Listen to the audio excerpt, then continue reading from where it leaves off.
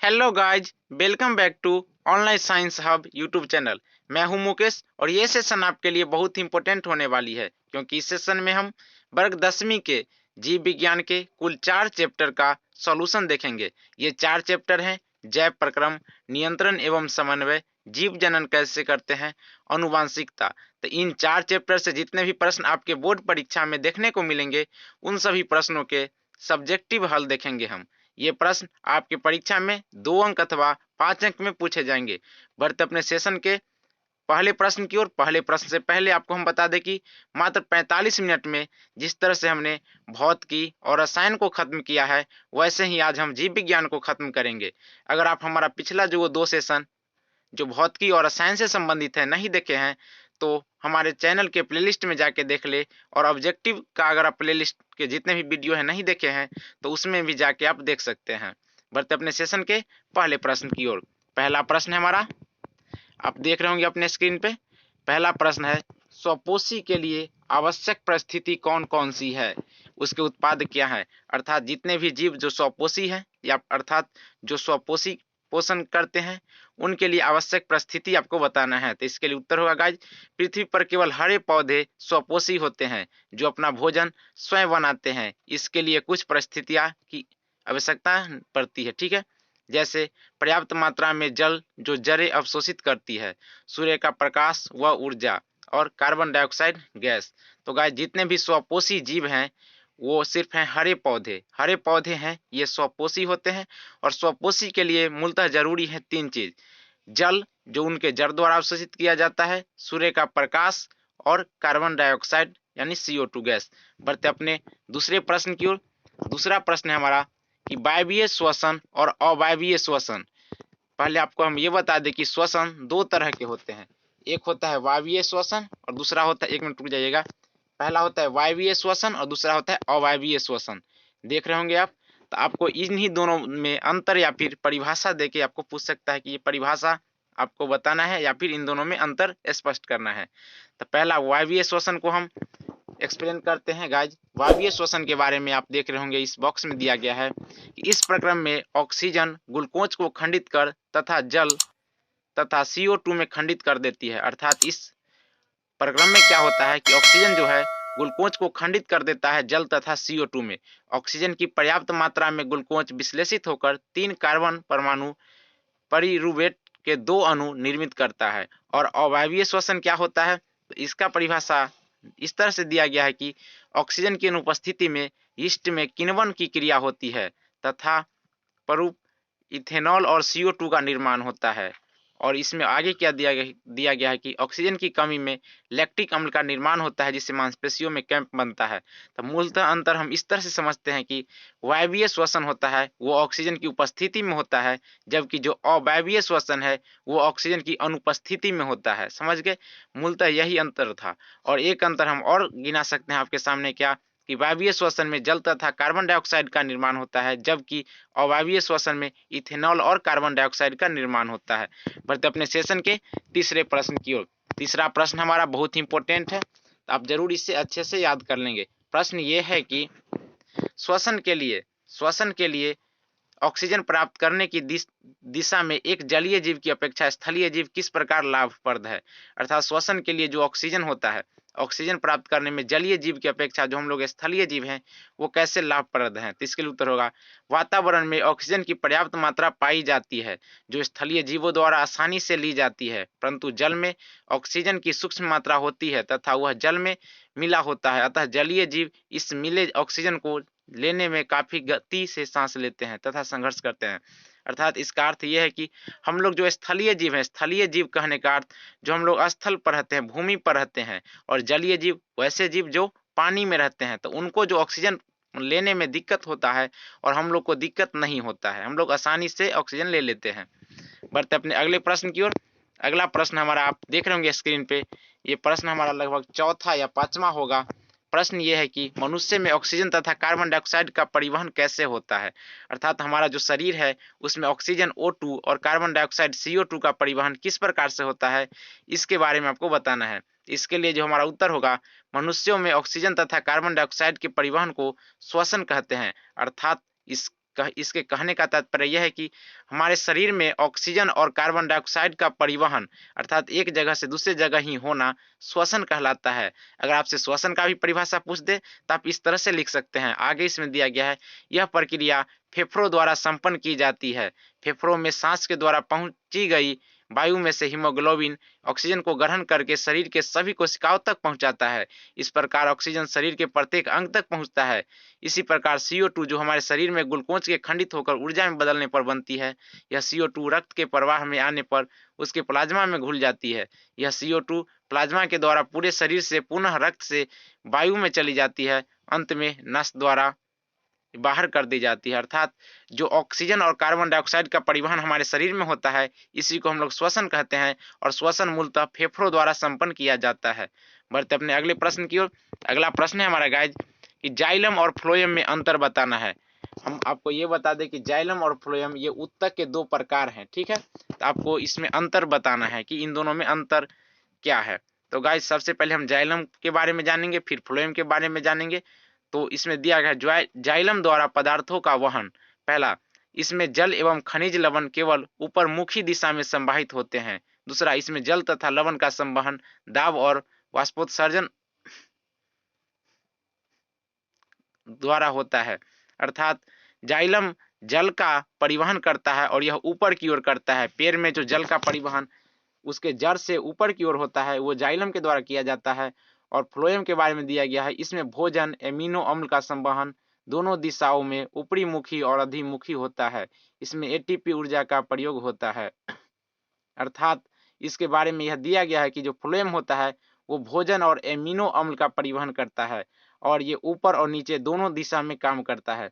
लेकिन जाइलम था सिर्फ एक ही दिशा में काम करता है और फ्लोएम ATP ऊर्जा का प्रयोग करता है, ठीक है। बढ़ते हैं अपने अगले प्रश्न की ओर।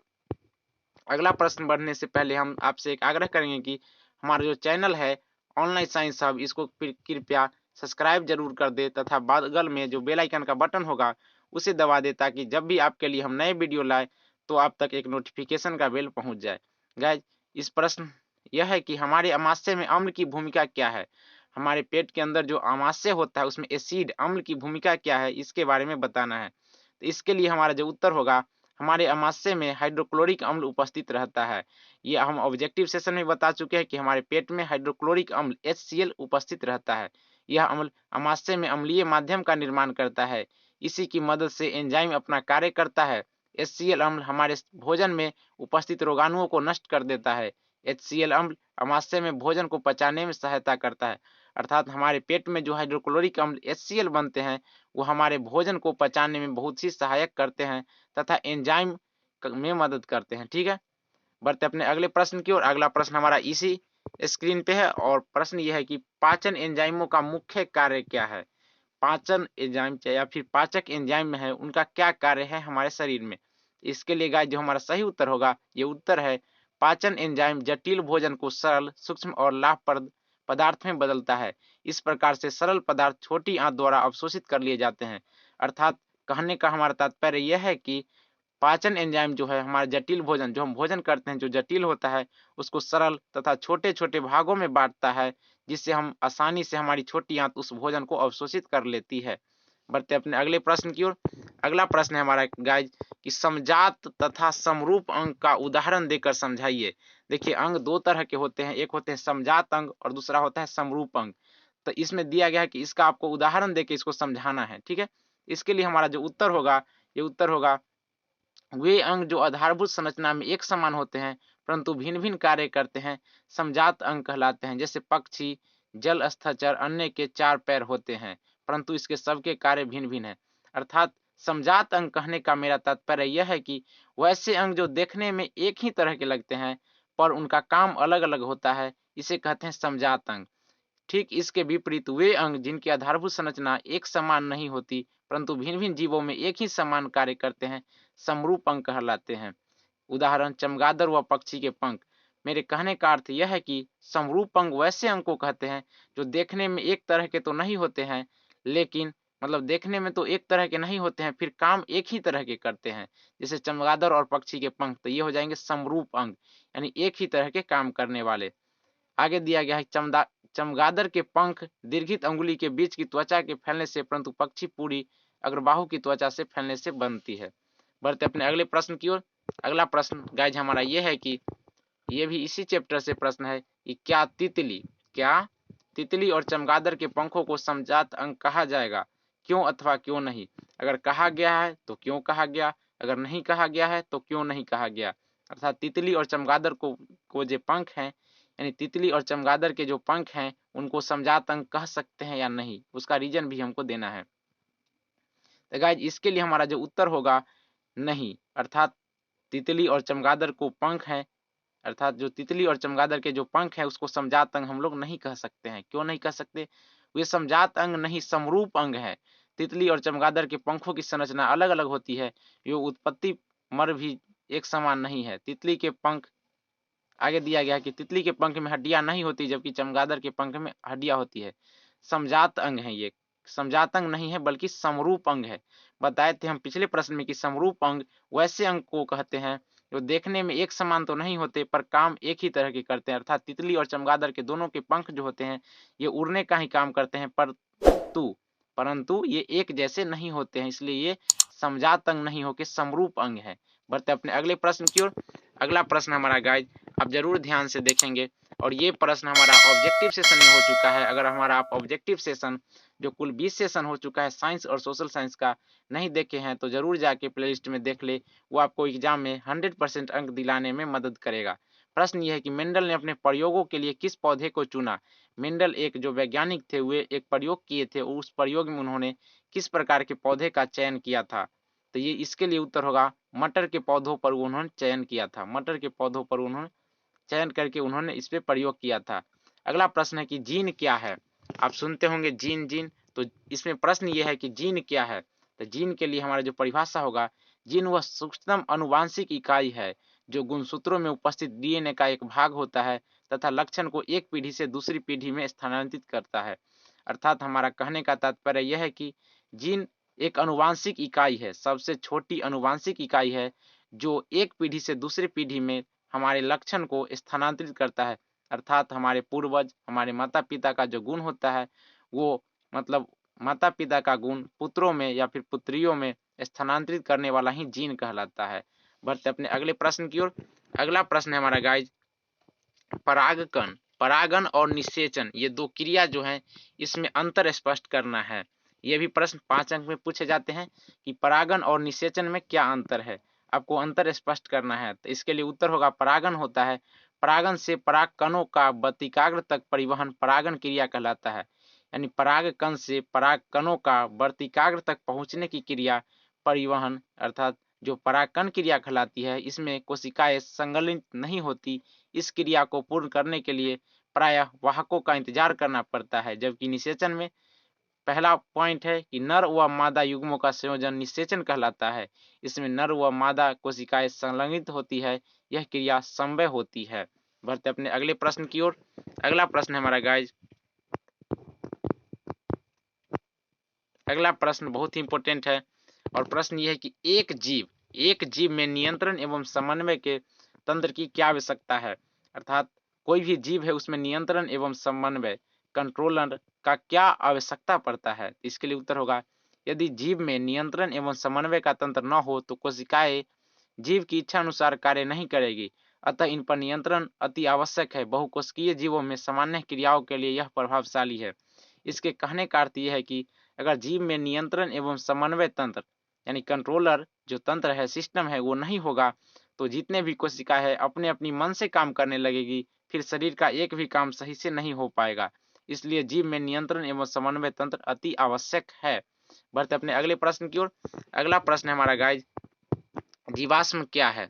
जीवाश्म क्या है गाइज, जिस तरह से हमने साइंस के टोटल 3 लेक्चर लाए हैं, इसी तरह से सोशल साइंस के 4 लेक्चर आपके एग्जाम से पहले तक हम पूरा करेंगे और एग्जाम के प्रत्येक दिन अर्थात जो एग्जाम खत्म हो गया है उसके आधे घंटे के अंदर आपका सॉल्यूशन आ जाएगा। इससे आप मिला सकते हैं कि आपका कितना स्कोर एग्जाम में आएगा ऑब्जेक्टिव में। ठीक है, जो जीवाश्म क्या है, वे जैव विकास प्रक्रम के विषय में क्या दर्शाते हैं। तो इसके लिए हमारा जो उत्तर होगा मृत जीवों के अवशेष चट्टानों पर चिन्ह या उम्र के सांचे व शरीर की छाप जो 1000 साल पूर्व जीवित थे, इस तरह के सुरक्षित अवशेष जीवाश्म कहलाते हैं।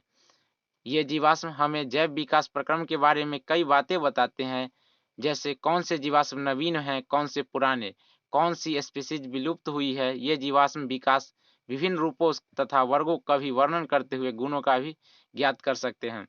अर्थात इसके कहने का अर्थ क्या है कि मृत जीवों के अवशेष या चट्टानों जो पृथ्वी के तले ढक जाते हैं, उन्हीं को हम जीवाश्म कहते हैं। जीवाश्म से हमें बहुत सारी जानकारी मिलती है, जैसे कौन से जीव विलुप्त हो चुके हैं या फिर इससे पहले कौन कौन से जीव थे। ठीक है, बढ़ते अपने अगले प्रश्न की ओर। अगला प्रश्न हमारा गाइज फुल फॉर्म से है। आपको जरूर एक फुल फॉर्म हर बार पूछा जाता है। इसमें है पहला IUCD, HIV, AIDS और OC। इसका फुल फॉर्म या फिर विस्तारक रूप बताना है। पहला है IUCD, इसका आप देख रहे होंगे कि इंट्रा यूटेराइन कंट्रासेप्टिव डिवाइसेज, ये था इसका फुल फॉर्म। अगला है HIV, तो HIV का जो फुल फॉर्म होता है ह्यूमन इम्यूनो वायरस। अगला है एड्स, AIDS, तो इसके लिए जो हमारा उत्तर होगा अर्थात इसका जो फुल फॉर्म होगा वह एक्वायर्ड इम्यूनो डिफिशिएंसी सिंड्रोम। ठीक है, अगला है OC, तो OC का होता है ओरल कंट्रासेप्टिव। ठीक है, ओरल कंट्रासेप्टिव।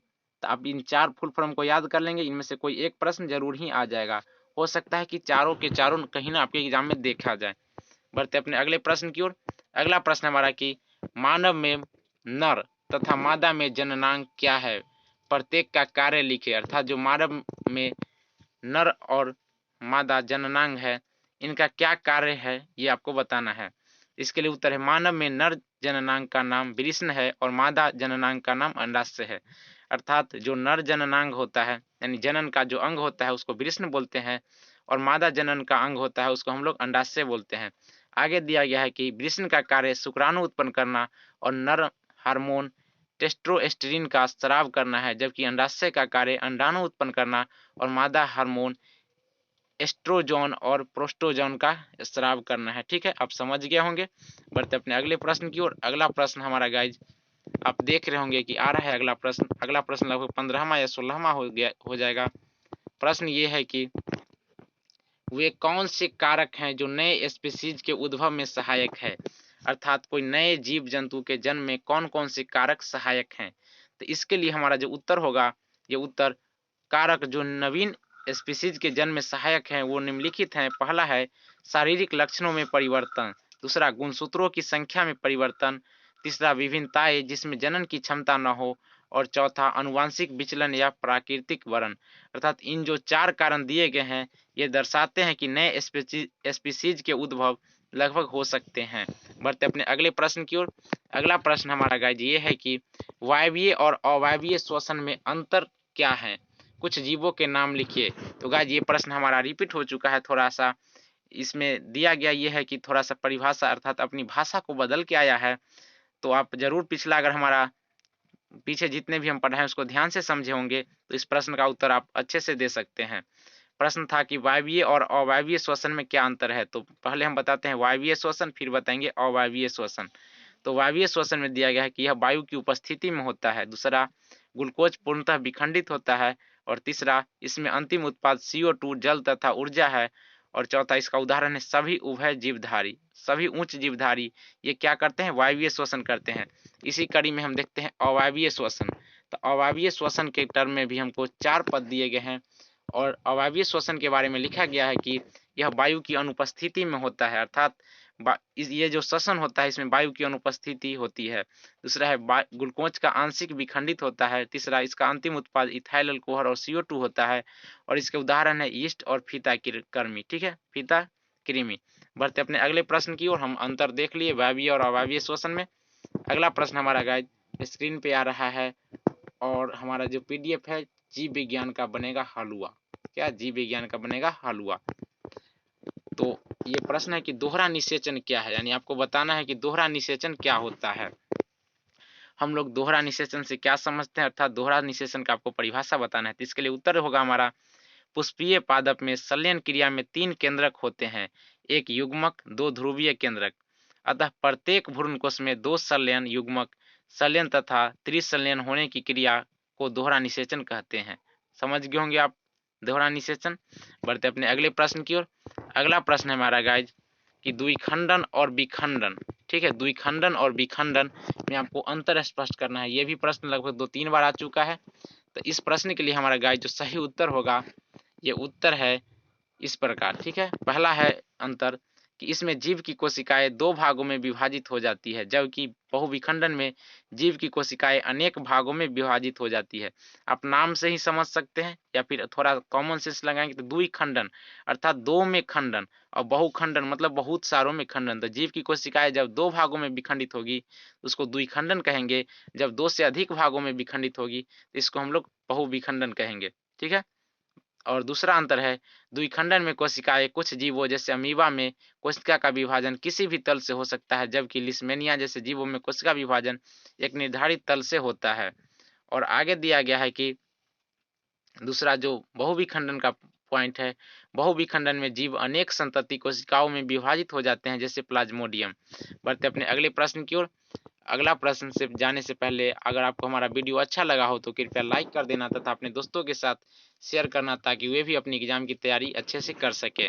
प्रश्न ये है कि आयोडीन युक्त नमक जो हम लोग घर में प्रयोग करते हैं के उपयोग की सलाह क्यों दी जाती है, अर्थात डॉक्टर हमें क्यों सलाह देते हैं कि हमें आयोडीन युक्त नमक का उपयोग करना चाहिए। तो इसके लिए उत्तर होगा आयोडीन युक्त नमक के उपयोग की सलाह इसलिए दी जाती है क्योंकि शरीर में कार्बोहाइड्रेट, वसा तथा प्रोटीन के अपचन को थायराइड नियंत्रित करती है। यह ग्रंथि थायरॉक्सिन नामक हार्मोन स्रावित करती है। इस ग्रंथि के लिए आयोडीन की आवश्यकता होती है। आयोडीन की कमी से घेंघा रोग होता है। इन्हीं सारी कारणों से हमें आयोडीन युक्त नमक की सलाह हमें डॉक्टर देते हैं कि आप आयोडीन युक्त नमक थोड़ा सा लिया करें, ठीक है, आयोडीन युक्त नमक। बढ़ते अपने अगले प्रश्न की ओर। अगला प्रश्न है हमारा गाइज, मानव में वृषण का कार्य क्या है, अर्थात जो मानव है उसमें वृषण का कार्य क्या है। हम बता दिए थे पहले कि वृषण किस में होता है, नर में होता है और मादा में अंडाणु होता है। तो इसमें आपको बताना है कि वृषण का कार्य क्या है। तो इसके लिए हमारा उत्तर जो होगा वृषण वृषण कोश में स्थित होता है। ऐसे भी आपको ऑब्जेक्टिव में पूछ सकता है कि वृषण कहाँ स्थित होते हैं। इसके लिए हमारा जो उत्तर होगा कि वृषण वृषण कोश में उपस्थित होते हैं। आगे दिया है कि वृषण शुक्राणु उत्पन्न करते हैं। वृषण में टेस्टोस्टेरोन हार्मोन स्रावित होता है। वृषण नर जननांगों का अहम हिस्सा है। वृषण द्वारा अतिरिक्त के लक्षणों को भी नियंत्रित करता है।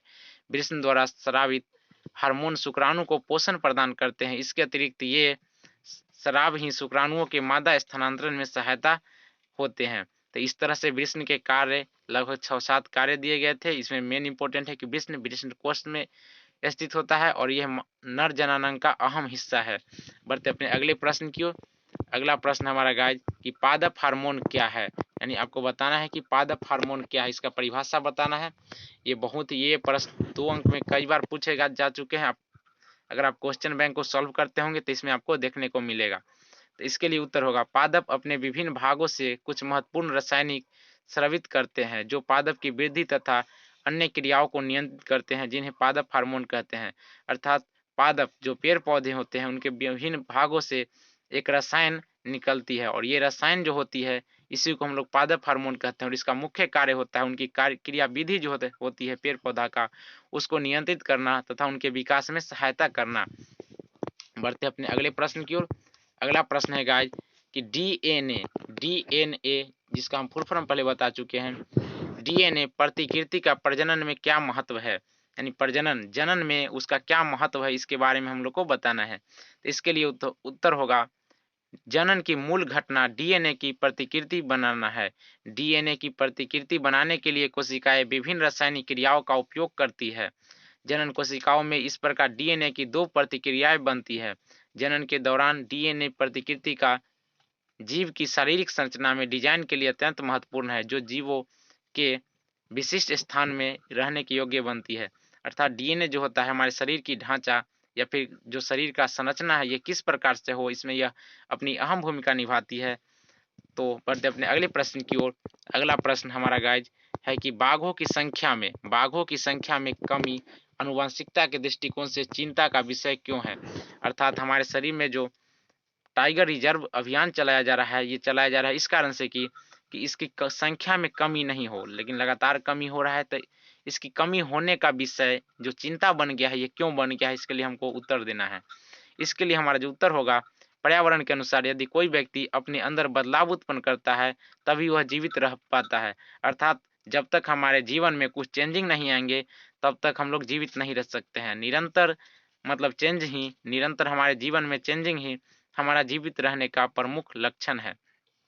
इसमें आगे क्या दिया गया कि बाघ पर्यावरण के अनुकूल परिवर्तन नहीं कर रहे, अर्थात जो हमारा राष्ट्रीय पशु बाघ है वो पर्यावरण के साथ अपनी अनुकूल स्थिति में नहीं बदल रहे हैं। पर्यावरण में मनुष्य के द्वारा आए दिन परिवर्तन हो रहे हैं। बाघों की संख्या दिन प्रतिदिन घटती जा रही है, जो चिंता का विषय है। अर्थात जो हमारा पर्यावरण जिस तरह से अपना रूप रंग बदल रहा है उस तरह से बाघ अपना नहीं बदल रहा है, तो उनकी संख्या में धीरे धीरे गिरावट आ रही है। बढ़ते अपने अगले प्रश्न की ओर। और अगला प्रश्न हमारा नहीं है गाइज, हमने जितने प्रश्न बायोलॉजी के लाए थे वो खत्म हो चुके हैं। इससे पहले ये बता दें कि हमारे जो 3 लेसन साइंस सोशल साइंस के 3-4 लेसन के हो चुके हैं, तो आप पीछे जाके देख ले अगर हमारा पिछला सेशन नहीं देखे हैं तो। ऐसे ही जो सामाजिक विज्ञान के 4 विषय हैं उसका हम सेशन अगले दिन लेके आएंगे। इससे पहले हम बताएंगे कि जो हमारा चैनल है ऑनलाइन साइंस हब, इसको जरूर सब्सक्राइब कर दे। इसके मात्र 200 सब्सक्राइबर अभी कंप्लीट हो चुके हैं। इसके बगल में एक बेल आइकन का बटन होगा, इसको दबा दे ताकि जब भी आपके लिए हम इस तरह का वीडियो लाएं जो आपको एग्जाम में 400 प्लस अंक दिलाने का प्रयास है, तो इसका नोटिफिकेशन आप तक पहुंच जाएगा। आज हमारा जो प्रत्येक दिन लाइव सेशन होता है सुबह 7 बजे होता है। अगर हमारा ऐसे वीडियो अच्छा लगा हो तो कृपया लाइक कर देना। आपका प्रत्येक लाइक हमको मोटिवेट करता है अपने अगले वीडियो बनाने के लिए। और ये वीडियो आपको अच्छा लगा हो तो अपने दोस्तों के साथ शेयर भी करें ताकि वे भी इस अपनी तैयारी अच्छे से कर सके तथा 400 प्लस अंक अपने एग्जाम में ला सके।